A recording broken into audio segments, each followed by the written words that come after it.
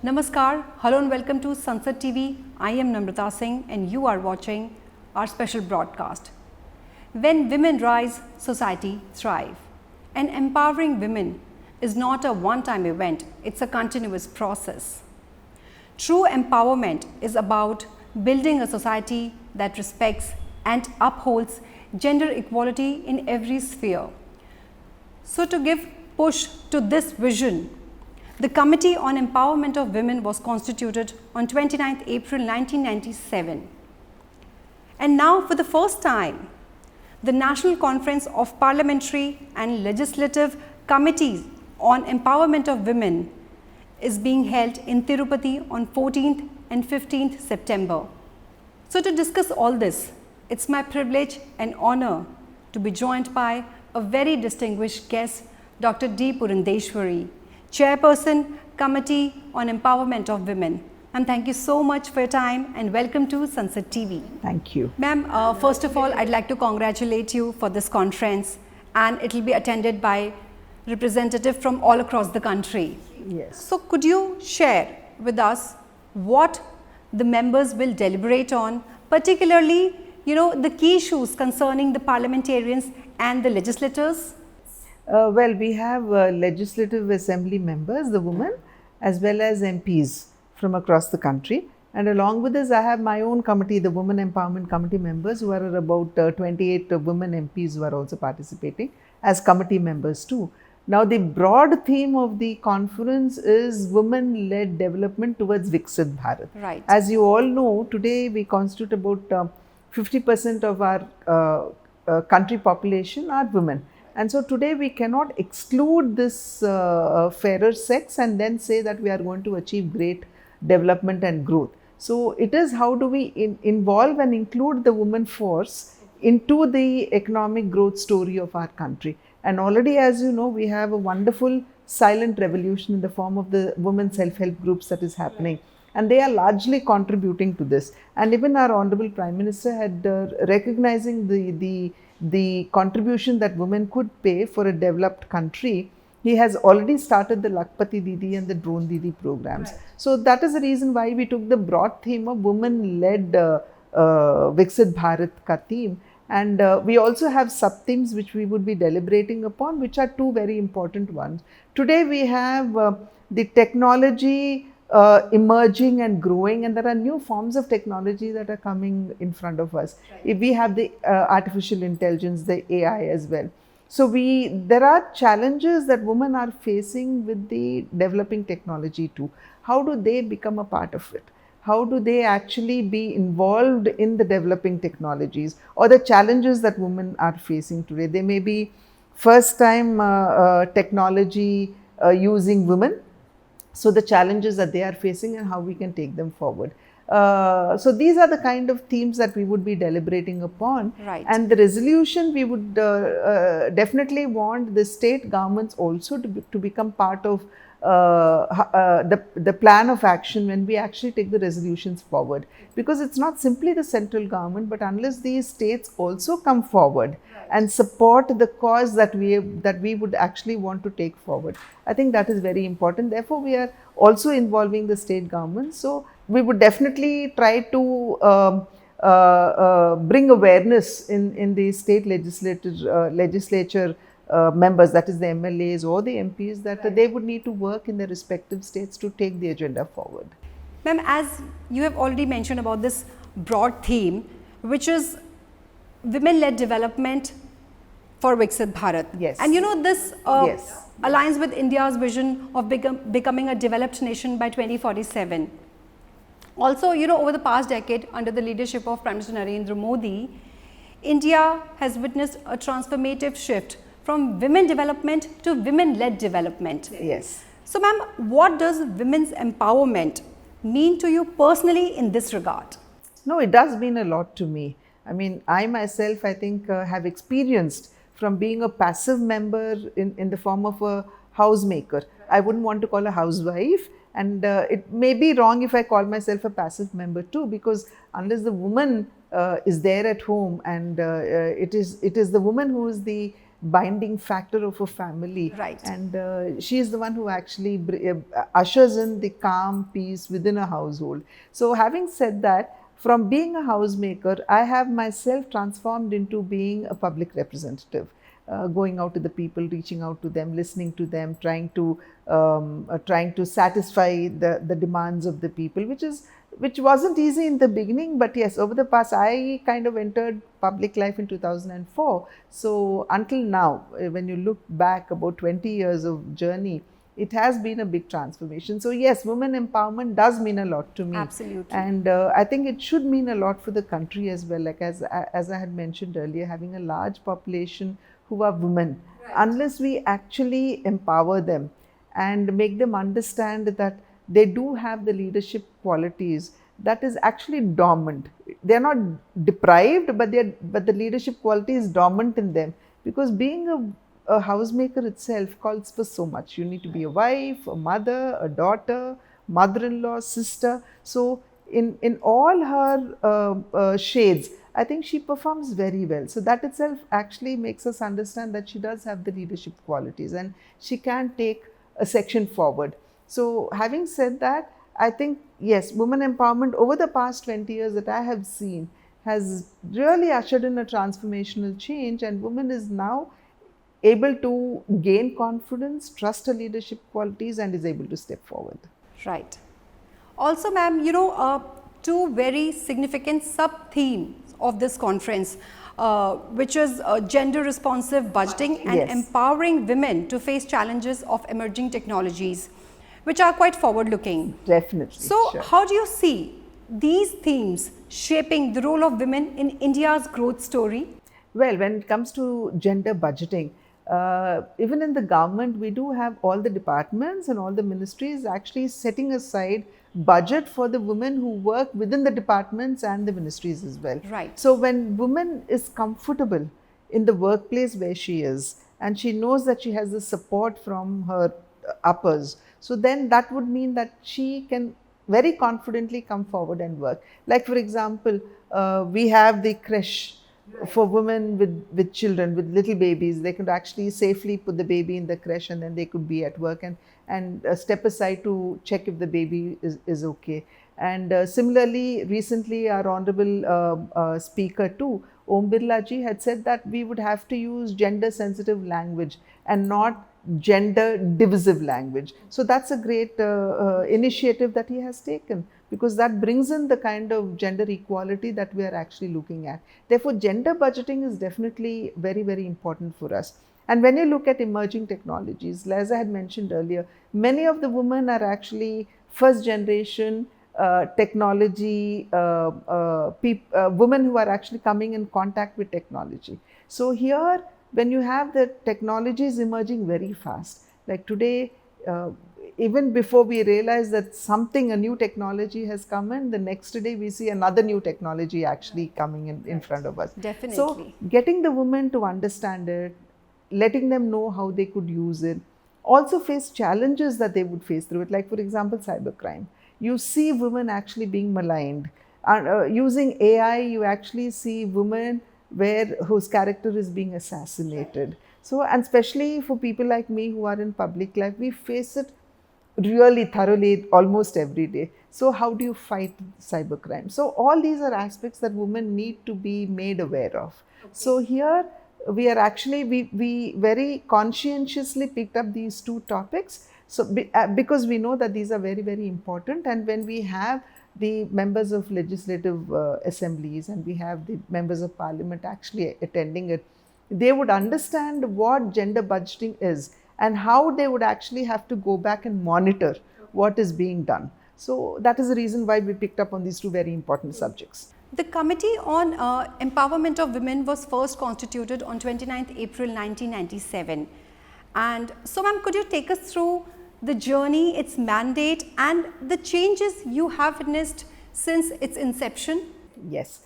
29th April 1997, I think for all of us women, it's a memorable day, and I'm sure no woman is going to forget it, because that was when the actually Women Empowerment Committee was constituted. And I must congratulate the farsightedness of the then leaders, because they knew that women need a committee which would look into the challenges that they would be facing and also kind of address the challenges that they are facing. So I think I would like to really bow down my head in great humility and humbleness, taking in mind the farsightedness of those leaders. But yes, Najma Heptullah ji was the first woman chairperson that we had for this committee, and every chairperson after her has contributed to the women empowerment committee in their own way. Okay. There's always something new that every chairperson actually brought in. Right. And for me, it's a very, very tall task because we have such, I had such great women as predecessors, and to live up to their stature, I think is a Herculean task that I have. But yes, every minute detail or rather detail of the challenges that women are facing are really discussed in great detail. And yes, I do agree that we cannot make changes overnight, but yes, we do make recommendations to the ministries and the departments so that they themselves can usher in the change. And I think every woman chairperson who headed the Women Empowerment Committee has really contributed to the manner in which the Empowerment Committee has actually evolved. Also, ma'am, the committee stresses on girls' education and women's representation in legislature. Yes. So, how do you work, towards these objectives, and how is the progress monitored according to you? Well, actually, when we usually pick up topic, when I became the chairperson, I had all my members actually meet up for the first meeting. And the first meeting was only on deliberating on what topics need to be discussed in the time period that we have before us, that is about a year. So we had about 15, 16 challenges and issues that were identified by the members. And then on consensus, we said, okay, now these will be the 5-6 topics that we would be discussing upon.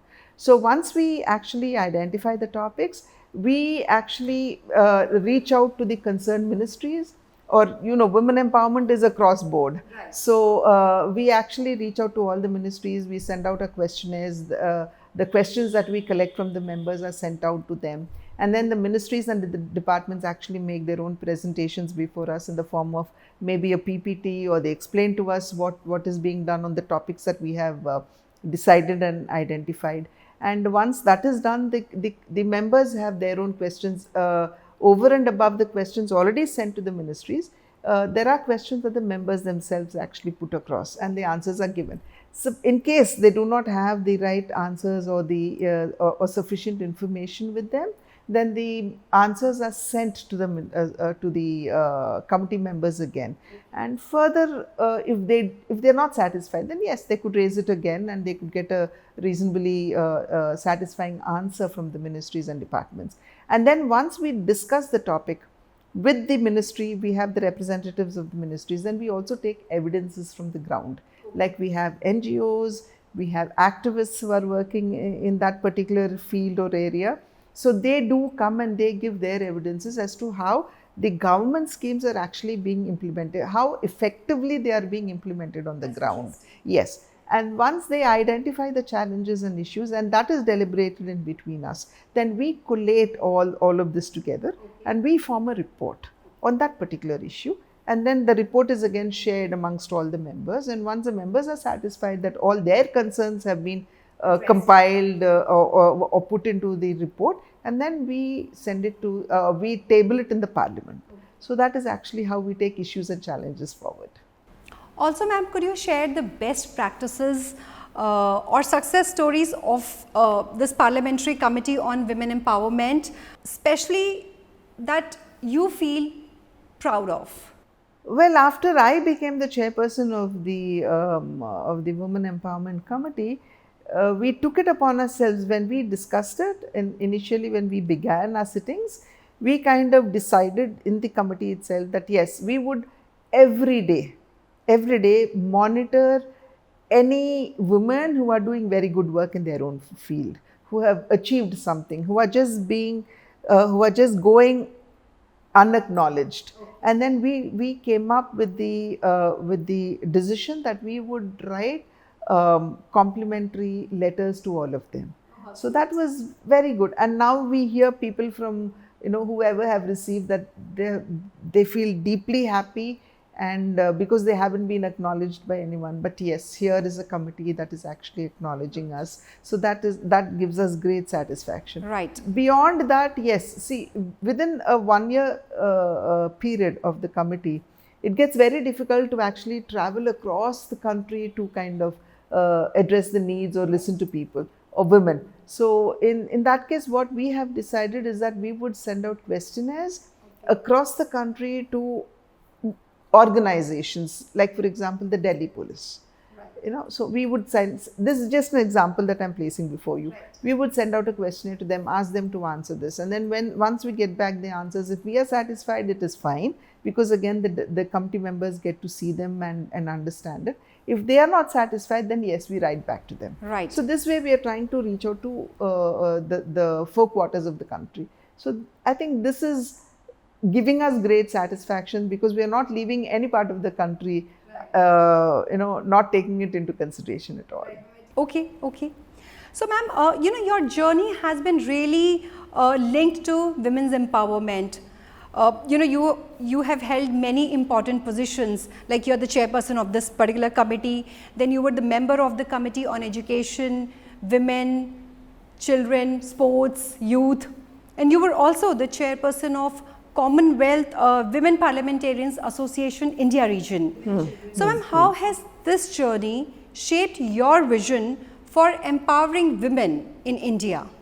Well, actually, when we look at the Commonwealth Women Parliamentarian Committee, that Women Parliamentarian Association, that I am the chairperson of the India chapter, because we have 9 zones, and India by itself is considered a zone. So I head it. But here, when we go on to the international forum, various, like the same kind of issues, emerging technologies, women being harassed at workplaces, missing women, missing girl child, these are the various topics that are deliberated. But yet, when we are on an international stage, I think we need to be very cautious of every word that every country speaks. Right. Because there may be some issues which are very relevant to them, but may be hurting our interests. Right. So then we need to immediately step in to tell them that, no, but in my country, this is it. For example, when I was in Australia, there was this little issue on the women reservation, the 33% reservation that we were bringing in. Australia said, no, you are actually discriminating, because you're providing quotas. But for us, we know that we have a historical background, and women need to be given that kind of reservation to actually step forward. And it is after providing the reservations, the 73rd and the 74th Amendment, that we actually saw this entire dormant leadership pool actually come out. Like we've surpassed the 33% and we've reached 50. Right. So we needed to explain to them that it may not be relevant to you, but it is very relevant to us in India, because we have a history of women not, earlier not being encouraged even so much. Yes. So we need to be cautious. But when it comes to India, we carry back so much of the good practices that are done across the world. Right. And this gives us an opportunity to see where we can actually implement them. Most of them, yes, I do agree that we cannot do it, because as I had said, one size does not fit all. Right. We need to find solutions for our own issues. But definitely they have an impact when you're actually thinking from our country's perspective, but yet you will actually be thinking as to how you could bring in the best practices into this. So it does give you a good, a wider spectrum, a wider understanding, and gives you the courage and the confidence to see if you can implement it back home. Absolutely, absolutely, ma'am. Ma'am, women's representation in Parliament is often, seen as a vital measure of progress in bridging gender inequality. And as part of this system, how do you see women's role and representation evolving over the decades in India's democracy? Well, actually for this, I think we should, when 33% reservation for women in Parliament was actually deliberated upon initially, this must have been about 30-40 years ago. I don't think it found much of a support, because probably there was this little hesitation as to what would happen to the men who are actually representing particular constituencies. Would they be actually losing their their seats? Or probably the other issue that we often heard was that, okay, it would be the woman, but it would always be the wife of somebody. Right. If the constituency is reserved for the woman, then it would be the wife of somebody who's going to do it. But I think we've come a long way from that. As I had mentioned earlier, the 73rd and the 74th Amendment is a true eye-opener to us. Because even when that was brought in at the local body level, I think largely people said, ye sarpanch nahi ho paegi, sarpanch pati piche se chalaega. That was the kind of thinking everybody had. But today women are proving themselves.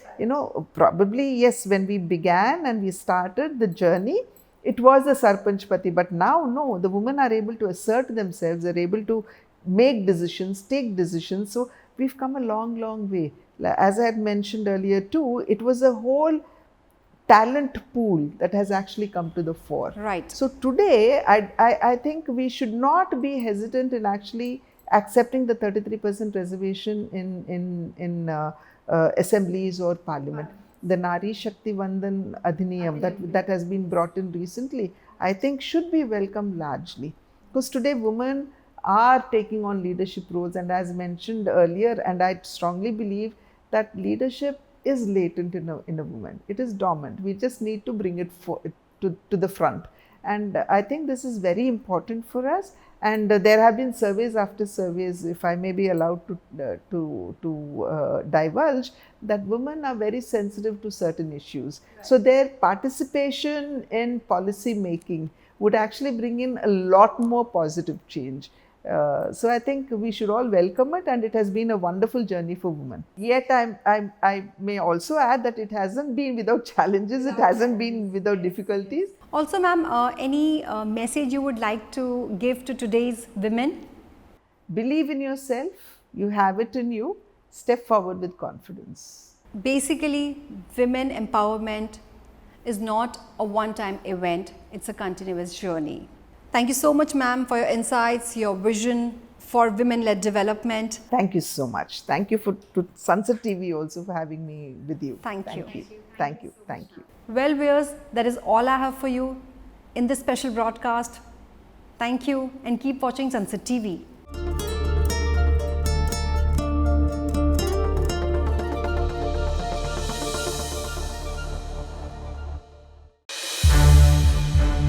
संसद TV के और भी programmes देखने के लिए subscribe करें हमारा YouTube channel और हाँ, इन्हें लाइक और शेयर करना ना भूलें।